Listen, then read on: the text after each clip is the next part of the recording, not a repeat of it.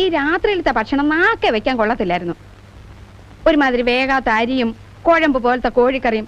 അല്ല, ഒന്ന് ചോദിച്ചോട്ടെ, ഈ പച്ചക്കറി അരിയൊക്കെ കൂടെ ഒന്നിച്ചിട്ടാണോ പുഴുങ്ങുന്നത് ജോലി എങ്ങ് തീർക്കാൻ? അയ്യോ, അതാ ഫ്രൈഡ് റൈസ്. എന്താ ഫ്രൈഡ് റൈസ്?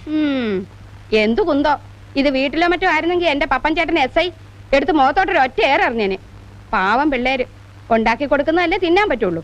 പിള്ളേർക്ക് ഇഷ്ടമുള്ളത് ഇവിടെ ഉണ്ടാക്കാറുള്ളൂ. പിള്ളേരുടെ ഇഷ്ടം അനിഷ്ടം നിങ്ങളാണോ തീരുമാനിക്കുന്നത്? ഇപ്പൊ ഞാനാ തീരുമാനിക്കുന്നത്. എന്നാ ഇനി അത് നടപ്പില്ല കേട്ടോ. പെണ്ണും പിള്ളേക്ക് എന്താ വേണ്ടത്? പെണ്ണും പിള്ളയോ? ഞാൻ ആരാണെന്നാ നിങ്ങളുടെ വിചാരം? പിള്ളേരുടെ സ്വന്തം അമ്മായിയാ. എന്നാ അമ്മായിക്ക് എന്താ വേണ്ടത്? വേണ്ടത് വേണ്ടപ്പ പറയും. പപ്പൻ ചേട്ടന് രാവിലെ പൊടിയരിക്കഞ്ഞും പയറ് പുഴുക്കും നിർബന്ധ. ഉച്ചയ്ക്ക് ഞങ്ങൾക്ക് രണ്ടാൾക്കും കോഴി ബിരിയാണി വേണം. അതിന്റെ കൂടെ നാരങ്ങ അച്ചാറ്, ഉള്ളി അരിഞ്ഞ് തൈരിലിട്ടത്, ചമ്മന്തി, പപ്പടം.